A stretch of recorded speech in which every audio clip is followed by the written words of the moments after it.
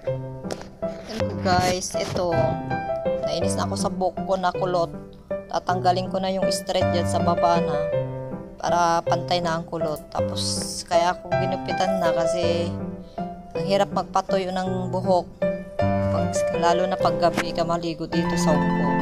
Kasi kadalasan talaga gabi yung pagligo dito, di araw. Kasi maghapon nakatutok ako sa pagluto, amoy kusina ako, kaya ligo ako bago ako matulog. Kasi yun ang hygiene nila dito, ganun ang tradisyon nila dito. Itong gunting na ito, bigay ng kaibigan ko kasi nabili siya ulit. Binigay niya sa akin to. Pangalawang beses na siya nabili kasi siya, ginagupitan ko siya sa labas sa pag day off namin sa park. Pag walang pulis na makikita namin, talaga dinadiskarte namin kasi nanguhuli sila. Kaya nagtatago kami, bilisan namin maggupit. Sayang naman yung pambayad guys, $60 ang pambayad ng pagpapagupit dito, $60. Times mo sa 7.44. 'Di ba? Di ang mahal na, sayang naman. I-save mo na lang yung pera, bili na lang ng pagkain natin, sabi ko ng kaibigan ko. Dati gusto niya talaga na, pero ako nag-alok, gupitan ko lang naman straight. Nung ka ba? Sabi niya, oo, syempre straight lang naman eh. Pero try ko lang talaga sa kanila. Ako talaga trinay yung paggupit ko ng straight. Kaya naman guys. Lalo na manipis yung mga buhok nila. Sa akin makapal. Pero try ko din yung sarili ko. Dati naman kasi sa Saudi ako nagugupit ng sarili kong buhok. Trim lang. Tapos layer. Ganun. Ginagawa kong layer. Ginawa ko na namang layers dito. Kaso lang pangit pag pinupusod ko. Kasi dito lagi yung amo ko. Hindi ako makapaglugay kapag pag sa gabi kasi buti dun sa Saudi makapaglugay ka doon kahit kasi walang amo bago mo pusurin. Dito ang hirap maglugay kaya hindi ako naliligo ng tanghali kasi nandito lagi yung amo ko, nahiya ako maglugay. Nandito lagi siya nagtatrabaho dito sa sala. Ay sa gabi ako naliligo, patulog naman ako niyan, kaya kailangan ko talaga patuyuin. May blower naman sila pinapahiram sa akin, kaso lang ayaw ko, nahiya ako, tapos maingay pag nagbo-blower ka. Pasalamat na lang, binabalak ko talaga magbumili, pero may napulot na ako na blower dyan sa labas sa basurahan. Gumagawa na pa naman, dininisan ko talaga. Kasi ang dumi yung suklay niya, pero pwede mo tanggalin yung suklay niya na parang brush. Para mas maganda talaga, ibabrush mo siya habang naka-under na magbo-blower. Kaya, kaso lang natamad na ako mag-blower. Kahit naligo na ako 1 time, 2 times. Na-try ko na 1 time mag-blower sa aking Kaso lang, natamad na ako. Gusto ko talaga, paiksin na lang. Tapos habang kinukuha ko yung tulog ko, habang nagdudot-dot ng cellphone, matutuyo na yan. Tapos may electric pan naman ako na maliit. Yun ang blower ko habang ako nagdudot-dot sa cellphone. Kasi pag blower naman, wasting time. Kailangan mo 30 minutes, 15 minutes ang wasting mo dyan sa pagbo-blower ng buhok. Kaya pag sa susunod, bawasan ko ulit ito para mabilis lang na matuyo. Kasi di pa yun natuyo, naantok na ako eh. Ganyan ang buhay OFW guys. Kailangan diskarte lang. Hindi na yan pantay, basta mabawasan lang, okay na yan. Salamin ko, itong video ko, itong cellphone ko, may malit ako salamin dito. Meron naman sa banyo, kaso lang baka magkalat pa ako doon eh. Hindi ko ang hirap maglinis ng buhok na marami. So, sa video na lang ako habang iba-vlog ko na rin sa inyo. So, ganyan guys, ang diskarte lang dito sa OFW, sa mga OFW katulad ko. Ganito kami, mga OFW dito sa iba't ibang bansa. Ganito ang buhay namin. Kinakaya, sinasarili. 'Di ba? Sino yung mga katulad ko na nagugupit din ng sariling buhok? Comment naman kayo dyan. Kayang-kaya natin lahat para sa sarili, para sa pag-save ng pera. Tipid-tipid tayo kahit may sahod, maraming obligasyon na panggastusan. Lalo na pag may nag-aaral na anak, 'di ba? Bakit kaya hindi pa rin nakakasya yung pera natin? Pero sa Pilipinas nakakasya naman, pero siyempre may pangarap tayo, kaya tayo nag-abroad. Para matupad yung mga pangarap natin, pangarap ng mga anak natin na magkapag-aral. Eh, sila yung nagpo-post sa atin na balik-balik dito sa abroad kahit na mahirap mapalayo sana, pero nasanay na rin mga guys, nasanay na tayo. So, relate yung mga katulad kong OFW, na kaya natin lahat. Yung hindi mo ginagawa, nagagawa mo na rin dito. 'Di ba? Ang naggugupit sa akin yung asawa ko kasi marunong siya manggupit sa mga panglalaki, pero straight pwede, kaya naman 'yan. So, yan na guys. Gumaan na yung ulo ko, saka yung pagsuklay ko mabilis na lang. Dami ko ng kalat.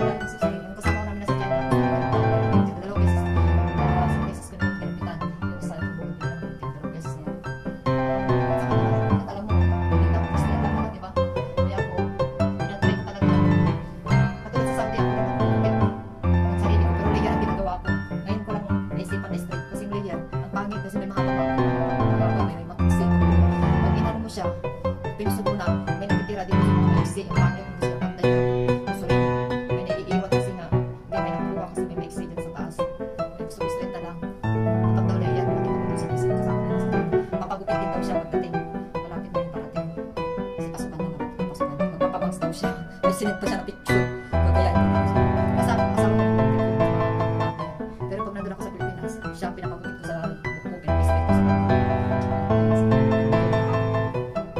Parang hindi siya pantay kasi lang, pantay din yan. Kasi kulot nga dito sa loob, kulot dito sa loob. Kasi ito straight, kasi nag-straight ako ng ganyan ko sa Saudi.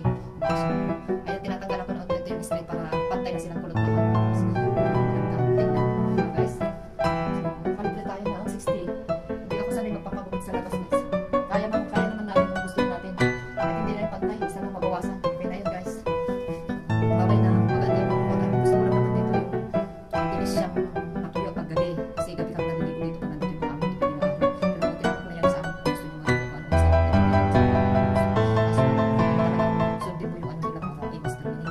Tanghali ayaw. Tignan ko kasi